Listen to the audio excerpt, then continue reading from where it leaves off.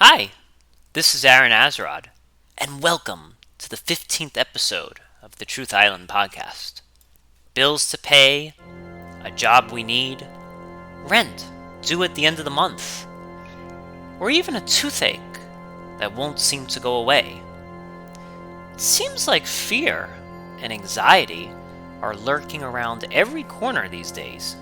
We often find ourselves becoming entrapped in the fear of what currently bothers us.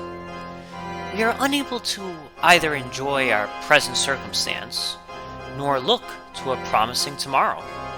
We are stuck on the great merry-go-round of inadequacy, unfulfilled desire, and never-ending fear that what little we have will soon be taken from us.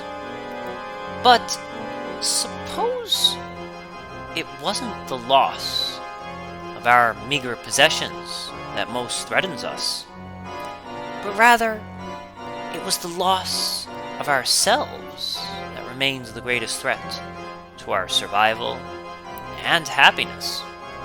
You see, most people make a deal. This deal has been called a Faustian bargain, or deal with the devil.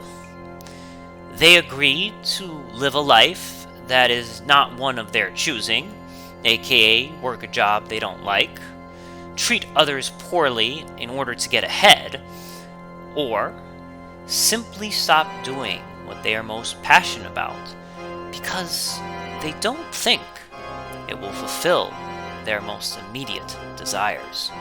They rationalize that they don't have a choice, that if they gave up this, they would have to give up that.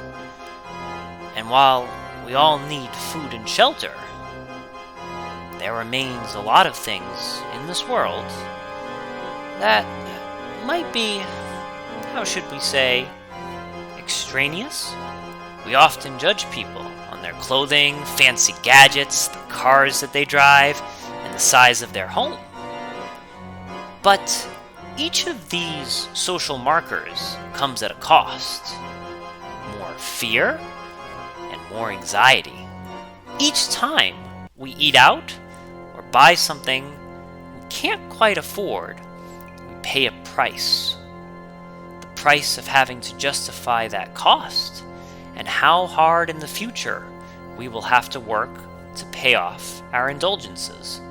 The prospect of losing our job or a source of income terrifies us and drives us to do unspeakable things, work much longer hours than we want to, jeopardize the careers of our coworkers so we won't be next on the chopping block, which in turn forces us to compromise who we are.